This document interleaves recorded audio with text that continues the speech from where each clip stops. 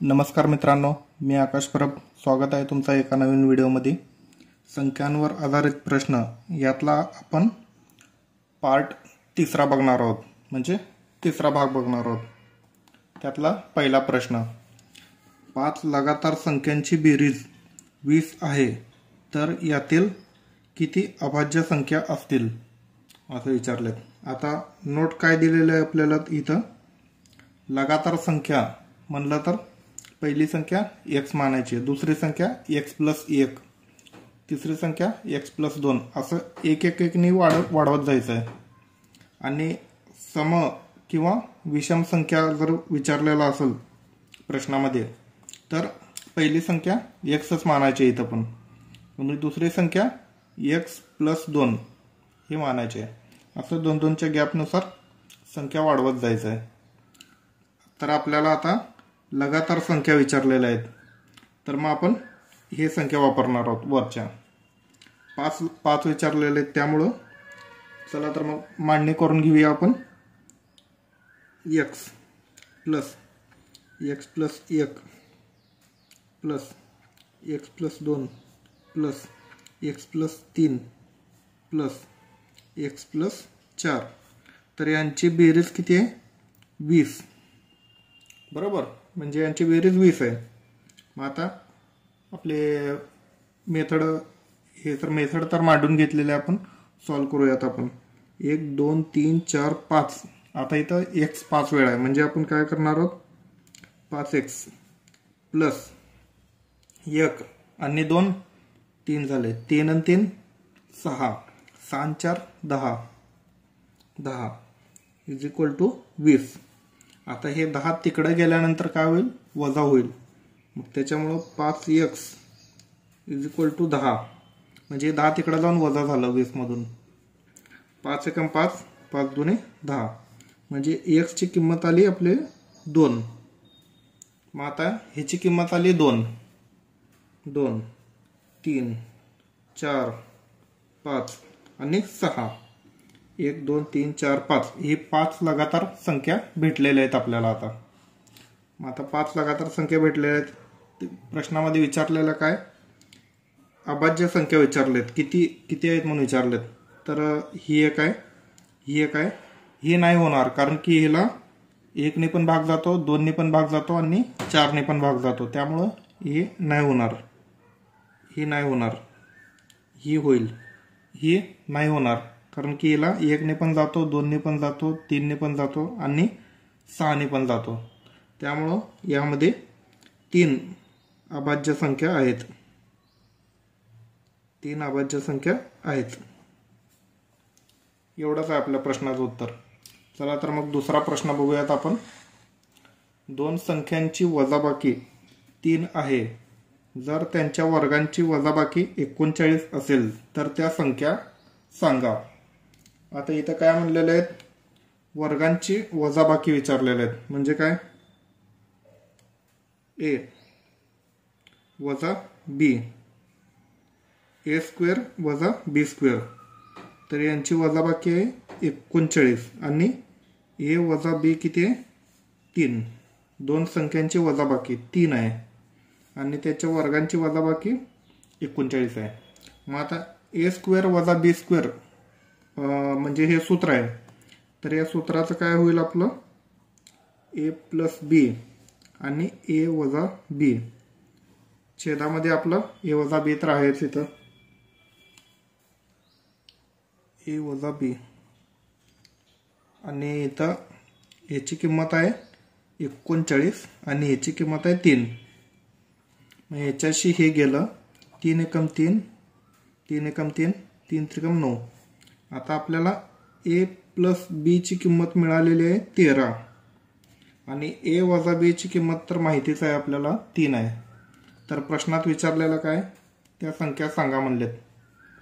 मग आता सेम आपले याच्या आधी आपण व्हिडिओ बघितला होता, त्यातले मेथड वापरू आपण. म्हणजे काय? a plus b is equal to 13, a वजा b इज इक्वल टू 3.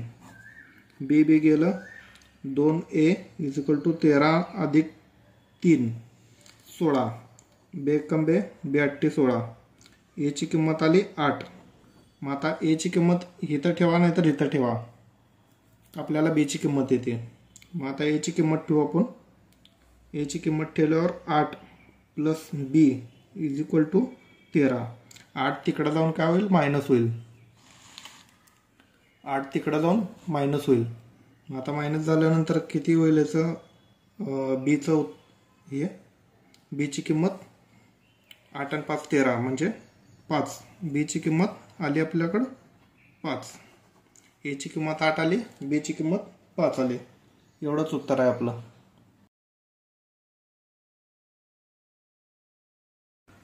चला तर मग तिसरा प्रश्न बघूया. दोन संख्यांची बेरीज 15 आहे. जर त्यांच्या वर्गांची बेरीज 113 असेल तर त्या संख्यांचा गुणाकार सांगा म्हणलेत. आता दुसऱ्या प्रश्नामध्ये आपण काय केलं, वजाबाकी बघितलं होतं. आता इथं बेरीज बघणार आहोत आणि जे काही संख्या येईल ए आणि बी तर त्यांचा गुणाकार करायचा आहे आणि उत्तर मला कमेंटमध्ये सांगायचं आहे. चौथा प्रश्न बघू. एखाद्या अपूर्णांकाच्या अंशामध्ये 20% वृद्धी आणि छेदामध्ये 5% कमी केल्यावर नवीन अपूर्णांक 5/2 होत असेल तर जुना अपूर्णांक सांगा म्हणलेत. तर मग सोडून घेऊया आपण. एखाद्या अपूर्णांकाच्या अंशामध्ये, आता अपूर्णांक काय घ्यायचं तर आपण x/y ही घेऊ अपूर्णांक, गुणिले अंशामध्ये 20%ची वृद्धी करायची. म्हणजे आपण ऑलरेडी 100% आहे असं मानून त्यात 20% वाढवलेले आहेत म्हणजे 120 झालं. आणि छेदामध्ये 5%ची कमी करायची म्हणजे 100% मधून 5% कमी म्हणजे 95%. तर यांची नवीन अपूर्णांक येईल 5/2. बरोबर. 5/2 आल्यानंतर आपल्याला विचारलं काय, जुना अपूर्णांक कोणता, म्हणजे x आणि y ची किंमत विचारलेली आहे इथं. चला तर मग करून घेऊया. आता 5 एकम 5 उरले 4, 5 9 45. आता 5 2 10, 5 चौक 20, ते 19 आलं, इथं 24 आहे. आता 19 नंतर भाग नाही जाणार. तर मग आता 19 5 95.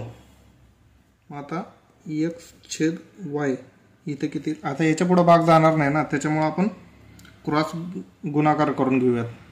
कारण की इथं बरोबरचं चिन्ह आहे, त्याच्यामुळं ह्याचा ह्याच्याशी गुणाकार होईल आणि 24चा 2शी गुणाकार होईल.